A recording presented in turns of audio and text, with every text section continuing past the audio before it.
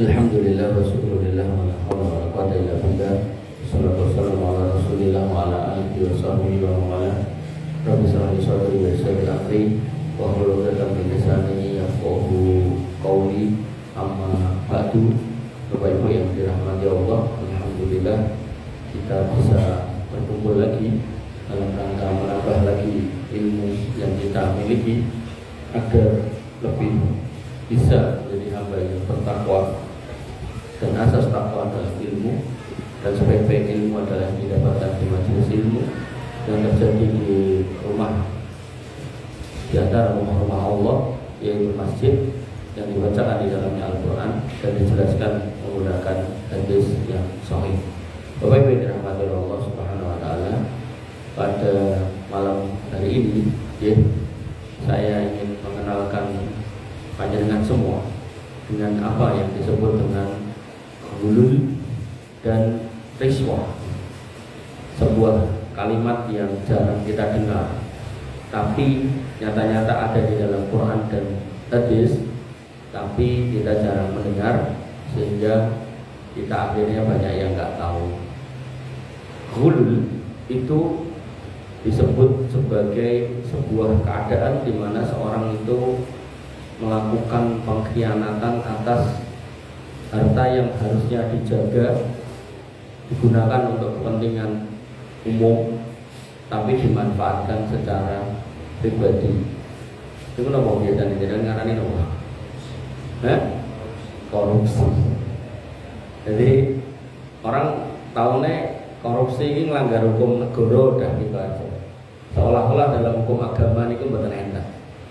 Padahal dalam fikih itu kita kenal istilahnya ghulul. Ya kok buat jelaskan dengan aku mas, aku kan rakyat jelata, orang nopo para pejabat gitu. Nanti kita lihat apakah memang yang korupsi itu cuma pejabat, dan apakah pejabat itu lahir tanpa sebab. Nanti kita lihat. Bapak Ibu yang dirahmati Allah Subhanahu wa Ta'ala, itu ghulul. Kalau kemudian riswah, itu adalah satu kondisi di mana seseorang itu memberikan hadiah kepada orang tertentu dalam rangka memuluskan apa yang dia mau. Misal anaknya ben iso mlebu sekolah, bayar tambahan di luar aturan gitu loh.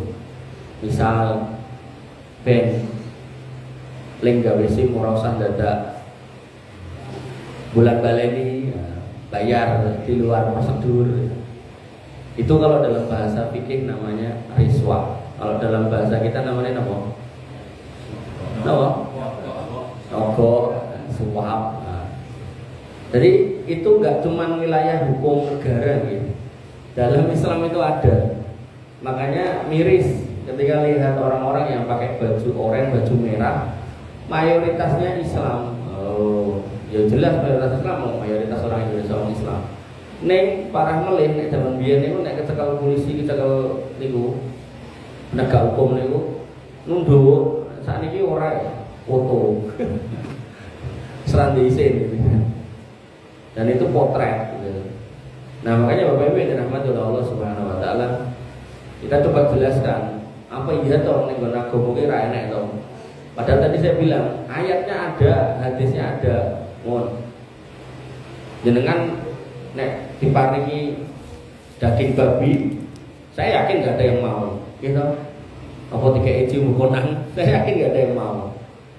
Kenapa? Karena dari kecil tahu nek itu haram.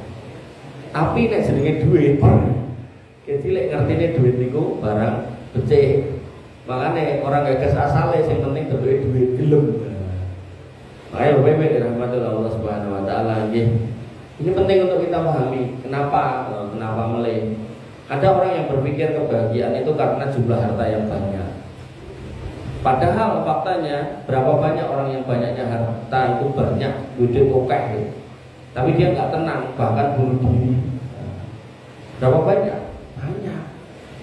Bahkan dia harus menghabiskan hartanya itu dengan cara-cara yang nggak bener sampai dia bingung main ngopo meneh gitu. Ngombe saeneng-enenge banyu, macam-macam banyu ya diombe. Saya neng panganan yo dipangan gitu. Cara enten sate dinosaurus ini ya tuku ya gitu kan. Yang mergo reneng gitu kan. Nah, kendaraan segala macam ya duwe gitu kan. Sampai bingung mau menghabiskan. Tapi nggak tenang juga hidupnya. Bahkan naudzubillah sebagian mereka sudah punya istri, tapi yo berzina. Nek berzina itu mungkin nek bisa dipahami ya salah sebenarnya. Tapi dia masih dalam tataran wong lanang seneng wong wedok gitu, masih normal dari sisi itu. Nek dari sisi dosanya iya. Tapi kadang parah lagi ada yang mereka itu saking leluhane harta itu zinanya udah gak lagi sama lawan jenis, sama sesama jenis. Jadi lanang karo lanang gitu. Padahal jenengan yang ngerti kewannya, dan lanang karo lanangnya ketemu mesti padu gitu. Kebun itu yang lanang ketemu lanang bos suruh bukan. Nek perlu salah di sini mati lagi menang di sini gitu. Makanya BB dirahmati oleh Allah Subhanahu wa taala itu yang disebut dengan barokah. Barokah itu apa? Sithik tapi temojo. Napa meneh nek kathah tur temojo, ziyadatul khair, bertambah kebaikan. Tapi nek akeh ora temojo, ora ketok moto. Ngomongnya gajimu 300 juta, tapi di bentuke ra enek. Anakmu ya bubrah, bojomu ya pegatan gitu. Omahmu ya ora cetoh. Delok bentukmu dhewe ora cetoh ya. Nah, kalau udah kayak gitu, maka harusnya nih alarm kita itu kemudian harus bertanya, ini jane lingkup kerja ini berkah moral. Sebenarnya nafkah saya itu nafkah yang baik apa enggak toh? Itu harusnya kita otomatis bertanya ngoten niku. Bapak Ibu dirahmati oleh Allah Subhanahu wa taala. Dan kebaikan seorang hamba tidak cuma dilihat dari sholatnya saja, tapi juga harus ngerti pada halal dan haram. Makanya mungkin saya pernah cerita di sini atau enggak saya nggak tahu nih. Kalau bagi isi pengajian soal kurban, itu enak bapak-bapak ya Allah, mas-mas metek kok, nopo pak. Aku nek tahun ini ra kurban piye? Ya nek jenengan ndak mampu ya ndak apa-apa toh. Tapi aku sedih ra kurban. Nah, enten nopo? Aku ben tahun kurban. Mung tahun iki aku nek musibah nopo? Anakku man kecelakaan. Pokoknya ora kecelakaan motor apa kecelakaan wonge lho. Lah pripun maksude? Dek iki anakku telu, iku anak nomor telu. Nah, anak nomor telu ini rajin sholat jane, paling rajin. Saking rajinnya sampai aku tuh percaya banget sama dia. Kuliah ning Mojosongo jalan ngekos ya tak kei duit ngekos.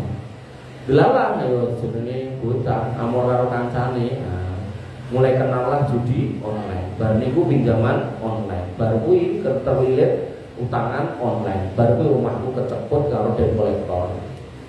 Terus aku isin mas, akhirnya aku pindah sama kampung kono. Nah emang mau kok ada isin pak? Nah, soalnya aku nih kono ketua takmir, topi, mangkong gale. Artinya jenengan sholat, gitu, itu tidak akan menghasilkan jenengan paham halal haram kalau nggak majelis ilmu. Jenengan sholat hanya akan menghadirkan ketenangan untuk diri jenengan, tapi secara keilmuan jenengan tidak bertambah paham ini halal ini haram. Makanya berapa banyak orang yang baru dicekel KPK pakai kuplo, baru dicekel KPK ternyata senjata hitam. Bahkan ada Pak Haji yang dicekel KPK dari Kartosuro, ngomongnya pol pak. Agar dengan kayak proposal itu cair, nggak tahu. Mereka pernah kayak itu mesti cair. Proposal petulasan cair, wayangan cair, proposal dangdutan ya cair, pengajian saya menaik gitu.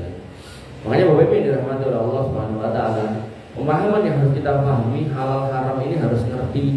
Makanya ini saya sampaikan, jangan sampai jenengan nanti tanpa sadar masuk di wilayah itu sehingga nanti jenengan akan bertanggung jawab di akhirat dengan pertanggungjawaban yang berat.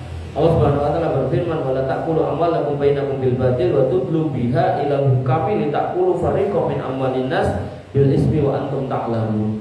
Janganlah sebagian kamu memakan harta sebagian yang lain dengan cara yang batil. Berarti ada orang yang mengambil harta orang lain dengan cara yang batil. Nah nanti dalam ayat yang lain tidak batil itu seperti apa? Illa antakuna tijaratan bainakum antarodim minkum. Salah satu cara biar gak batil itu jual beli. Tapi nek colok jupuk niku haram. Termasuk korupsi niku haram. Nah di sini Allah memberikan contoh bentuk transaksi, bentuk perbuatan yang haram. Yaitu apa? Watut lubiha ilal hukam. Kamu mendatangi hakim. Kemudian litakulu fariqam min amwalinas. Tujuannya kamu datangi hakim itu kamu pengen menguasai harta orang lain bil ismi dengan cara dosa, kamu nyuap gitu. Enten boten ngoten niku. Pak, udah orang ngerti enek wong genah nganti makelare duwite nganti mesak triliun ning omahe gitu. Gitu. Wa antum ta'lamun, sedangkan kamu ngerti perkara itu salah. Dia ngerti itu salah, tapi tetap dilakoni. Makanya berbeda dirahmati oleh Allah Subhanahu wa taala. Allah mensifati Yahudi itu sama'una lil kadibi akaluna lisuh. Mereka itu senang banget dengar desas-desus gosip, isu tanpa fakta, tanpa data. Senang banget nyebar fitnah dan doyan banget barang haram. Asuh tuh. Itu artinya harta haram, termasuk di dalamnya suap menyuap. Dan Nabi mengabarkan bahwasanya la tazalu qadama 'abdin yaumil qiyamah hatta yus'ala an arba'in. Kaki kamu gak akan beranjak dari tempatnya sampai kamu ditanyai 4 hal. Yang pertama an umrihi fi ma'afna. Biyen tak kei urip kok gopo, salat apa ora ditanyai. Biyen gaene nom-nomane ning ndi? Ayo. Ketutke Om Lorenza, ayo. Tekoki mengko gitu kan. Kemudian wa jasadihi fi ma'abla, dan kemana jasadnya itu dihabiskan.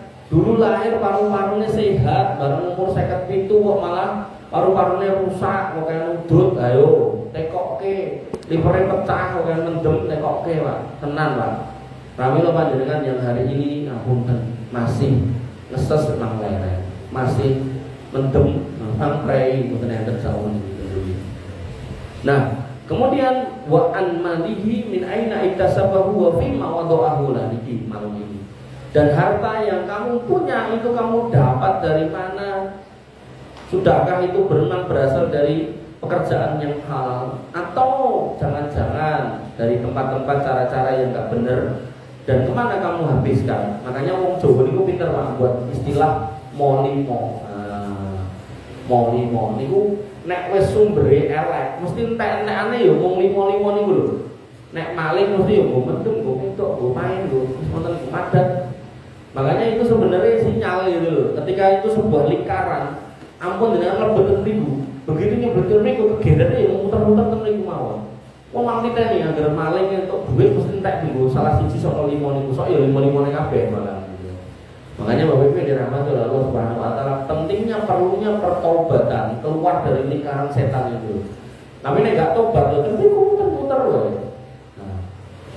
Kemudian yang terakhir wa an ilmihi madza amila fihi, dan dari ilmu yang didapatkan yang dipunyai, kepintaran yang didapat go apa?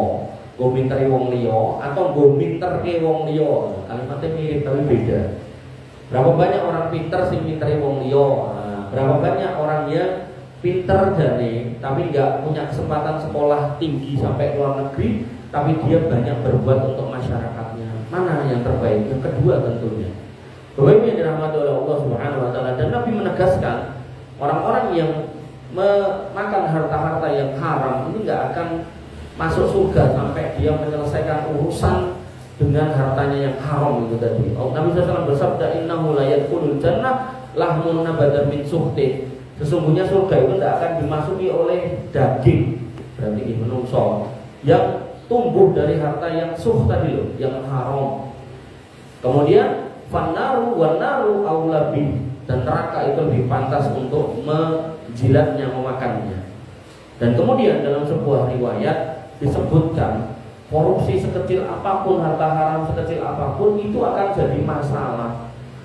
Dari Ummu Habibah binti Al-Irbad, dari bapaknya Nabi SAW, pernah mengambil sebuah bulu.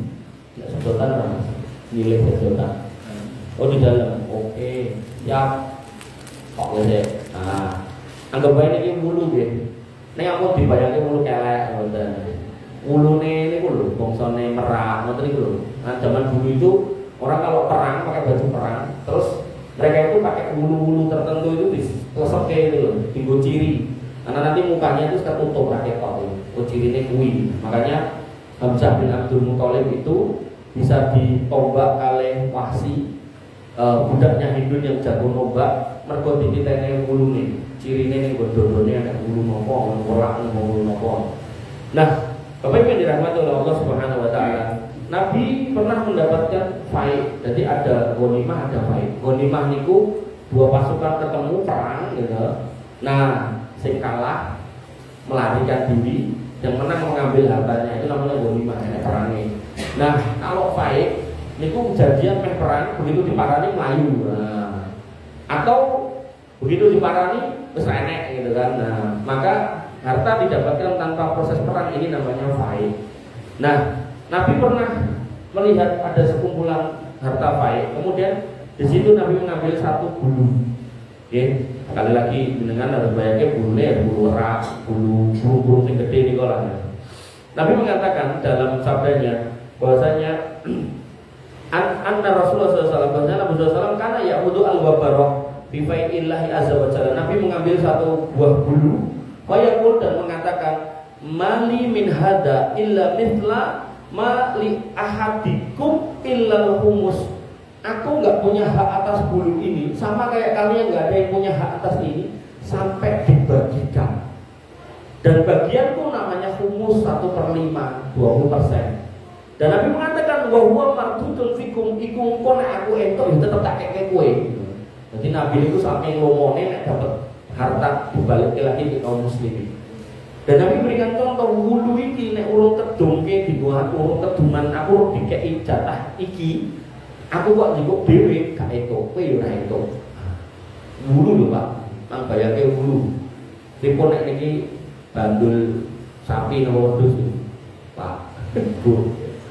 Makanya kan kula selalu sampaikan ketika kurban dengan rewang-rewang mawon bawa pisau silakan, tapi tidak usah bawa kresek.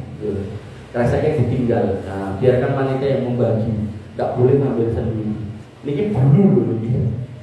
Nah, kemudian fa'addul al-khayta wal mahita fama fawqaha.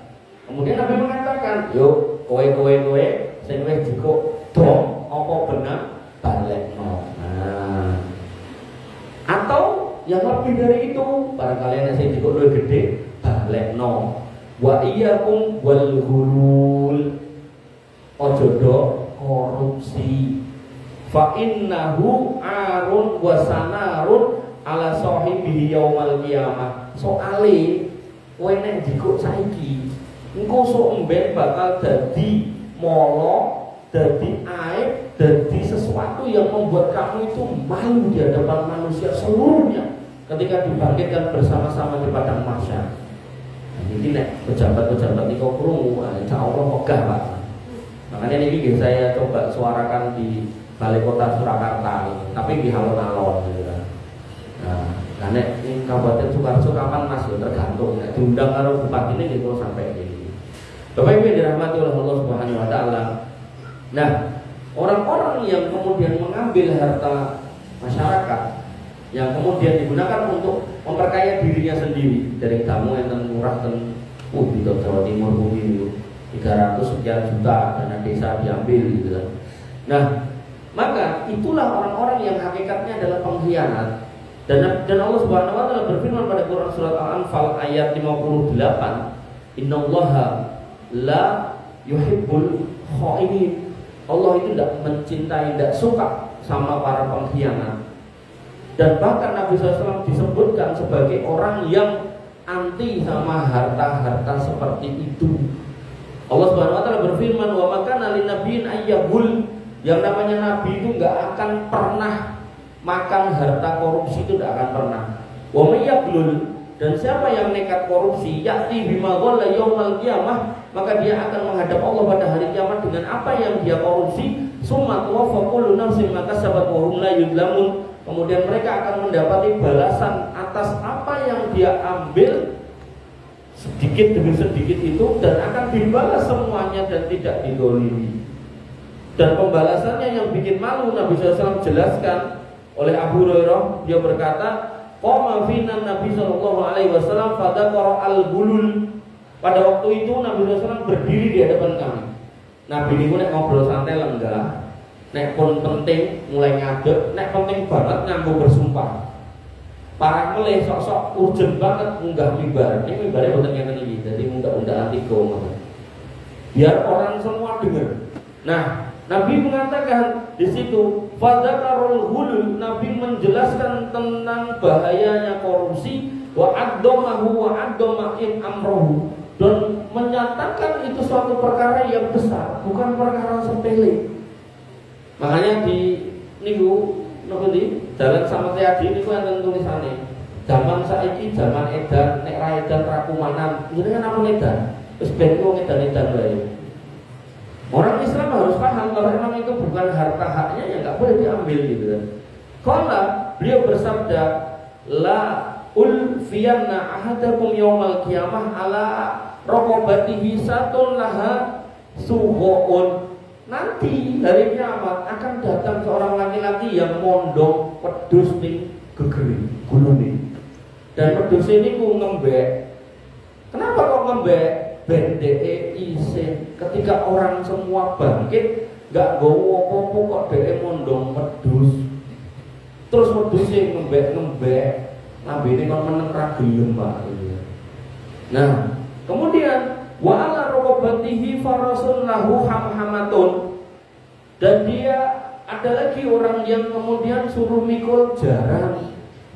Berarti nyolongnya jaran, Pak. Dan kemudian jaran ini jaran apa istilahnya? Keringi. Nah, keringi ya bener ya. Nek kiri jegok gitu. Kemudian yaqulu, Nabi kemudian berkata lagi, orang itu berkata, "Ya Rasulullah, agisni ya Rasul, selamatkan saya dari wong sing mondong wedhus kali jaran mau njaluk tulung nang Nabi. Tulung kula. Fa'akul, terus aku menjawab orang itu, la amliku laka syai'an, aku ndak mampu menolong kamu. Qad ablagtuka, kowe iki jane wis tak kandhani ning kok yo dablek. Biar wis tak cetake kok yo ngeyel. Wa ala raqabatihi ba'irun lahu rughun, dan ada orang yang mikul unta di lehernya, dan untanya itu juga bersuara, suara unta. Yaqulu, dan dia meminta kepada Nabi, ya Rasulullah, agisni, ya Rasul, bantu aku. Fa'akul, maka aku pun menjawab, la amliku laka syai'an qad ablagtuka, aku ndak bisa tolong kamu, aku ki jelaske ning kowe kok ya kowe ra ngandel. Lho, saiki koyo ngono modelannya. Wa ala raqabatihi samitun, dan ada juga yang mikul emas perak. Nek contoh sing korupsi emas antam ngantek 91 ton kalau gitu. Orang kilo Pak, ton gitu. Terus sing nyuap hakim niku dhewe untuk duit perantara niku hampir 1 triliun, terus kalau emas 52 kilo. Nah, makanya ini pun dicetakkan oleh Nabi. Fayaqul, dan dia pun berkata, ya Rasulullah, agisni ya Rasul, bantu aku. Fa'akul, maka aku pun menjawab, la amliku laka syai'an qad ablagtuka, aku ndak bisa nolong kamu bisa tak kandhani biyen kok yo ngengel. Au ala raqabati riqaun tahfiku, ada juga yang nolong kain, mikul kainnya goyang-goyang. Enten to, bose Sritek lagi dicekel. Lah kuwi kan duit kredit digo jalanke pabrik kain to. Padahal pabriknya sudah tahu nek pabriknya ora bakal iso nyaur gitu kan. Ya wis iki. Makanya Bapak Ibu dirahmati oleh Allah, ya, Fayaqul, lalu dia pun berkata, ya Rasulullah, agisni ya Rasulullah, agisni tolong aku. Fa'akul, maka aku menjawab, la amliku laka syai'an qad ablagtuka, aku tidak mampu tolong kamu, dulu kamu juga udah tak kasih tahu. Sehingga Bapak Ibu yang dirahmati oleh Allah Subhanahu wa taala, harta yang tidak baik itu ya tetap tidak baik, walaupun bentuknya duit. Makanya panjenengan yang berurusan dengan harta-harta orang banyak harus benar-benar minta petunjuk kepada Allah Subhanahu wa taala, harus benar-benar banyak-banyak ta'awud, karena as-syaitanu ya'idukumul faqra wa ya'murukum bil fahsya. Setan itu menghiasi hidup kita itu dengan kefakiran. Rambut bongo piye, gonen sik dumpok gesek gitu kan. Sampai macam-macam lah ceritanya, mengerikan. Nah, kemudian Nabi pernah menjelaskan bahwasanya ada orang yang baik sebenarnya, Tapi karena dia mati dengan membawa harta haram, maka dia justru disebut oleh Nabi sebagai penghuni neraka. Dikisahkan oleh Abu Hurairah, beliau berkata, "Iftatahna Khaybar." Kami dulu pernah menangkan, menguasai, menaklukkan benteng Khaybar punya orang Yahudi. Wala naghnam zahaban wala fiddatan, dan kami belum dibagi ghanimah berupa emas dan perak. Innama ghanimna al-baqara wal ibila wal mada wal hawaid. Tetapi yang sudah dibagi kepada kami sapi, unta, barang-barang dan kebun-kebun. Summan sarafna ma'a Rasulillah sallallahu alaihi wasallam. Kemudian kami pergi bersama Nabi sallallahu alaihi wasallam ila Wadil Qura, ke satu daerah namanya Wadil Qura. Wa ma'ahu abdun lahu yuqalu lahu mid'am. Dan Nabi dibersamai oleh seorang budak namanya Mid'am. Ahdahu lahu ahadun bani Ad-Dibab, yang mana Mid'am ini dihadiahkan oleh suku Ad-Dibab. Nah, fabainama huwa yahutu rahla Rasulillah sallallahu alaihi wasallam idza ja'ahu sahmun ghairun. Ketika Mid'am ini baru menata tunggangan pelana, jadi mandek pelananya dicopot gitu kan, dirapikan, tiba-tiba ada panah Pak, mabur, cerep kena DE. Nah, jadi orang Yahudi itu kan terusir dari benteng itu ya kemungkinan yang mana mereka, jadi mereka sambil lungo mana, terus pokoknya itu kena, pokoknya kena ya kapok ngono wae. Kena lah ini budak Nabi, kena, meninggal. Hatta asoba dzalikal abd, kena ke budak itu. Faqalan nas, manusia mengatakan hani'an lahu asyahadah, sungguh dia sudah mendapatkan kesahitan, selamat, hebat, luar biasa, nyenengke gitu. Faqala Rasulullah SAW, tapi Nabi SAW malah mengatakan bal walladzi nafsi biyadihi, demi Allah yang menggenggam jiwa Muhammad. Nah, tadi saya katakan nek perkara penting Nabi ngadep, luwih penting meneh niku Nabi bersumpah. Nek bersumpah niku berarti perkara besar sekali. Inna syamlata alladzi asabaha yauma Khaibar minal maghanimi. Sesungguhnya ya, dia itu sudah ngambil ghanimah yang belum dibagi berupa selimut. Lam tusibha al maqasimu, belum dibagikan. Dia ngambil duluan itu. Jadi daging kurban belum diambil dibagikan, sudah ngadai besi. Lantas ta'ilu alaihi narun, maka selimut itu nanti akan dinyalakan jadi api, terus dikerukupkan ke dia yang ngambil duluan. Faja'a rajulun hina sami'a dzalika, maka sebagian sahabat yang masih hidup dan dengar Nabi mengucapkan ini, mereka berdatangan. Kemudian apa? Menyerahkan kepada Nabi SAW bisirokin au sirokaini, satu atau dua sendal. Jadi dulu itu sendal itu dari kulit, terus tali ini, terus sendal jepit nanti dulu.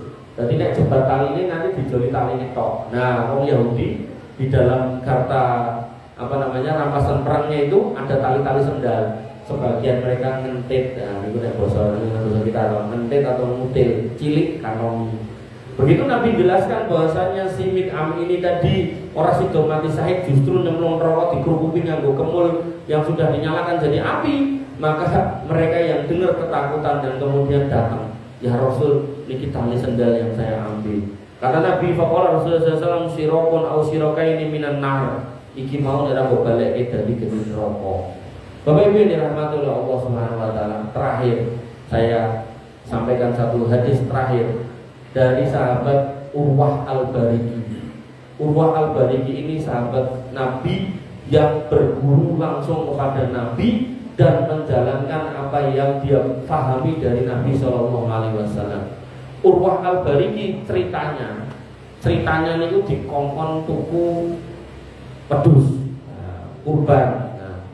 Diberikan duit 1 dinar, koin, gak ada. Terlihat kertas kabeh abang, enten, ya pun, bayang ke. Jadi duit dinar niku, koinnya kayak koin 500an sing kuning nih kalau. Nah niku nek ditimbang 4,25 gram emas, dikasihkan ke Urwah Al-Bariki, nyowah Urwah. Ini kan namanya Urwah, betul? Bambang ini ya. Gawah Urwah tukokno wedhus siji. Nabi ngene setunggal. Urwah Al-Barik ini pinter nawar. Akhirnya ditawar teng pasar. Mulai betok kali mendo. Ning dalan enek wong seneng karo wedhuse ngoten wae. Nah, ditawar orang. Dan Urwah selain pinter nawar, yo pinter menawarkan. Jadi pinter nawar, yo pinter menawarkan. Dekoki regane piro? Yo nek kowe cocok bayar sak dinar. Nah, orangnya ini entah apa yang dipikir sama dia, pokoknya cocok dibayar sak dinar. Akhirnya dia bawa kambing, ini mau bayarnya wedhus dia satu, gitu. Ini mau bayarnya dinar satu. Padahal Nabi tadi ngasih dinar satu untuk beli wedhus satu. Urwah Al-Bariki bawa pulang wedhus satu kalih dinar satu. Niki sing iso dikantongi wedhus napa dinare? Dinare dikantongi, Pak. Niku nek wong kita bablas niki. Nah, dia datang kepada Nabi SAW dan mengatakan, ya Rasul, ini kambing jenengan dan ini dinar jenengan. Nabi kaget loh. Aku mau ngekei iki, gotok iki, kok ini malah balik kabeh piye ceritane? Nabi yo gak mau makan barang haram. Nabi itu mengharamkan dirinya dan keluarganya makan harta zakat dan harta sedekah. Maka Nabi itu pernah nemu kurma satu, mau dimakan gak jadi. Kurma siji lho, mek dipangan ra sido. Kenapa? Nabi mengatakan ketika ditanya, aku khawatir ini kurma zakat atau kurma sedekah. Ditaruh lagi di tempatnya, gak mau makan. Nah, kembali ke sini. Urwah menjelaskan tadi dengan kasih satu dinar, saya beli dua, terus ditawar orang satu, saya minta untuk dibayar satu dinar. Niki kambingnya, niki dinarnya. Dikeke kabeh lah. Nah, kiai mriki dikeke kabeh mau sedikit dikantongi. Tapi kabeh lah, kayaknya soleh kabeh, alhamdulillah. Keke kabeh lah. Pertanyaan saya buat jenengan, nek ngono dhisik kok saya jawab, tapi saya nanya jenengan. Kira-kira Nabi mau pain apa mboten? Pak, kalau jawab lho, mau orang lho. Menurut jenengan Nabi mau pain apa mboten? Pak, nggih mboten. Jawabane mboten. Nabi mboten mau pain. Terus menurut jenengan Urwah niki jare opah napa mboten? Pak, mboten. Urwah yo ora gelo karo ora diupahi, Nabi yo ora ngupahi. Niku nek wong kene tegele wong kuwi. Mboten, Pak. Karena ini sing ingin Nabi cukup mendoakan Urwah, Allahumma barik lahu fi bai'ihi. Ya Allah, berkailah dia dalam niaganya. Maka yang terjadi apa? Disebutkan dalam beberapa riwayat itu dia itu nek gegem lemah. Lemah itu ditalake payu, Pak. Lemah digegem lho, orang lemah dipakok, lemah digegem gitu. Saking pinternya berdagang. Makanya Bapak Ibu dirahmati oleh Allah Subhanahu wa taala, harta itu kalau enggak halal didapat dengan cara-cara yang enggak baik, itu marahi molo saestu. Yang terbaik gimana? Kalau memang itu bukan hak kita, kembalikan. Bahkan Urwah Al-Bariki pun orang jaluk upah dan Nabi orang upahi, enggak gelo dia. Karena dia paham keberkahan atas apa yang dia dapat bukan soal nominal yang dipegang hari ini, tapi soal cerita setelahnya, soal keberkahan pada keluarga, soal kelanggengan rumah tangga, soal dan seterusnya. Makanya nanti ada kisah kedua, Uqbah ibni Amir. Ini rada beda wong niki. Ya padha-padha orang baik, padha-padha sahabat Nabi, tapi dia rada beda. Saya mau ngomong cerdas ya gak penak, nanti ndak Urwah diarani bodoh. Dua-duanya orang pintar. Uqbah ibni Amir ini diberikan Nabi kambing-kambing hidup. Bahwa Uqbah ini dumno ning sahabat-sahabat. Dumno kabeh. Dumno. Itu nggih Pak urip. Makanya jenengan yang hari ini sugih gitu kayak korban orang kudu siji boleh Pak. Tukok kayak wedhus sak kampung kayak siji boleh gitu. Urip gitu kan. Nah, dibagikan hidup-hidup. Nah, Uqbah ibni Amir, tadi Urwah Al-Bariki ini Uqbah ibni Amir itu masih belum mendengar Nabi mengatakan kowe kayak siji apa loro. Tapi fitrahnya manusia niku nek dikongkon yo gelem nek dikeki kan ngoten. Nah, begitu niku tesih setunggal si wedhus niku wau, mendo niku pasti satu dan tersisa yang kecil. Uqbah bin Amir ini pun menghentikan ngedum. Padahal Nabi kan ngedum. Gandeng Nabi belum mengucapkan kowe dikeki piro atau piro. Uqbah bin Amir ya megah nyolong karena Uqbah bin Amir tahu itu salah. Dikok dewe itu kan nyolong berarti kan. Nah, maka Uqbah bin Amir pun mendatangi Nabi dan mengatakan, "Ya Rasul, kambing sudah saya bagikan niki tasih setunggal. Ning tembunge mboten niwun. Tasih setunggal nggih kula nggih mboten." Ngomong, "Ya Rasul, kambing sudah saya bagikan, ini masih satu." Nabi mengatakan, "Ya wis minggu kowe tapi belen nggo kurban." Disitulah Uqbah bin Amir mendapatkan upahnya dalam tanda kutip satu secara halal. Pramila panjenengan yang mungkin di kantor atau di perusahaan atau mungkin dimanapun lah jenengan kerja, kok kemudian jenengan disuruh sama pimpinan jenengan untuk beli mungkin ATK, mungkin beli nopo lah, beli bahan bangunan atau beli mesin, beli apapun, kok diopai kalih tokone, ampun mangkantongi, mangranjang kalih juragan jenengan, mau aku mbok kon tuku mesin diesel regane 6,5 juta, karo tokone aku dikeki 150. Tak peke yo. Mungkin nek cicike niku sanjang mau Pak PN halal di jenengan. Tapi kira-kira dikeki jenengan mboten? Ah. Guyu. Nek ora dikeki insyaallah barokah di jenengan. Ngoten. Dadi ampun ndak yo lah Cina tekok ngono ya mesti ra dikeki terus akhirnya mending rasa tak omongke. Iku kleru kok.